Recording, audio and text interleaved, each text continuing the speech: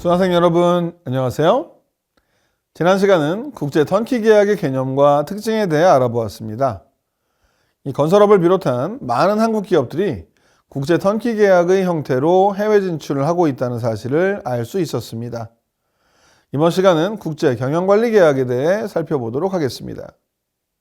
우선 국제 경영관리 계약의 개념에 대해 말씀을 드리겠습니다. 국제 경영관리 계약이란 특정 국가의 기업이 일정 기간 다른 국가의 기업 경영 업무를 대신 맡아서 관리하고 경영관리 수수료를 소유회사가 경영회사에게 지급하는 것을 의미합니다. 경영회사는 소유회사의 일상적인 경영 전반에 걸쳐 관리합니다. 그러나 투자, 장기 차입, 배당, 소유권 이전 등 전략적 의사결정 등에 대해서는 통상 경영회사에 위임되지 않습니다.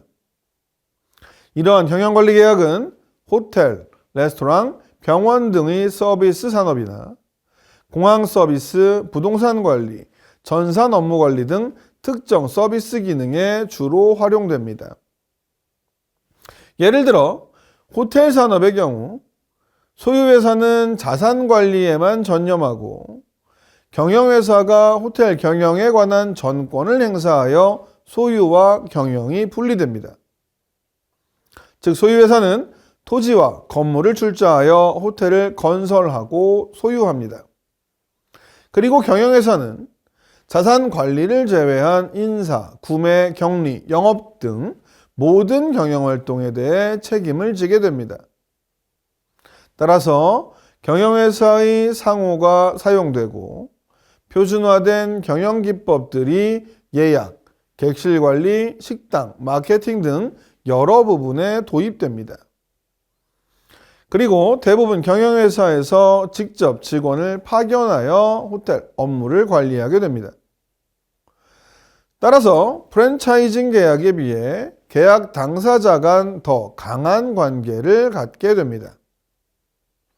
세계 최고의 호텔 체인 중 하나인 메리어트 그룹은 74개국 내 3,700개 호텔 대부분을 경영관리 계약을 통해 운영하고 있고 계속 경영관리 계약을 통해 체인을 확대하고 있습니다.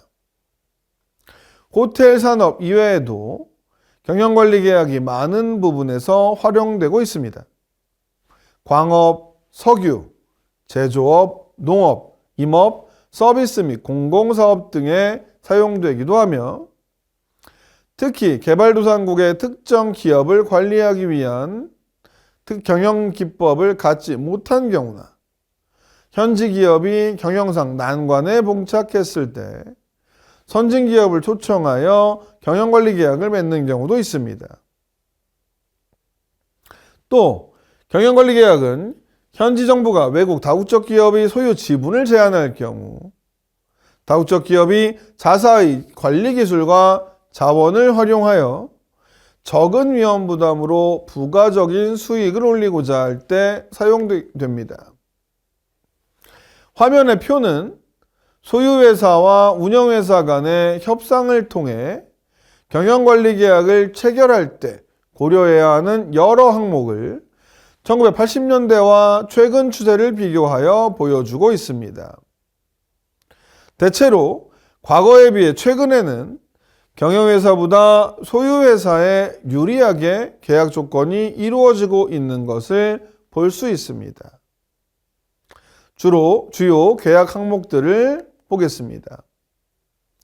관리 수수료는 소유회사가 경영회사에게 개장 전의 지원과 개장 후의 기술적인 서비스, 일상적인 호텔 관리, 지원에 대해 지급하는 수수료를 말하는데 기본 관리 수수료와 인센티브 관리 수수료로 나누어 지급하고 있습니다. 마케팅 공헌 수수료는 경영회사의 마케팅 능력을 통해 소유회사 호텔의 영업 능력이 향상될 경우 소유회사가 경영회사에 지급하는 수수료를 의미합니다. 성과 규정은 일반적으로 경영회사가 관리 수수료를 받기 위해 최소한으로 달성해야 할 성과 기준에 관한 조항을 말하는 것입니다. 주로 총 영업수익에 비례하는 경향이 있습니다. 그리고 계약 파기 조항은 일방이 계약 준수를 하지 못하는 경우나 일방의 파산 등과 관련된 계약 파기 조건을 명시하고 있습니다. 이번 시간에는 국제경영관리계약에 대해 살펴보았습니다. 대표적으로 주변에서 많이 볼 수 있는 세계적인 호텔 체인이 이러한 국제경영관리계약의 형태로 운영되고 있다는 점을 알 수 있었습니다. 다음 시간은 인천공항 사례와 항공사 동맹의 실제 사례를 통해 이번 강의에서 살펴본 내용을 정리해 보도록 하겠습니다.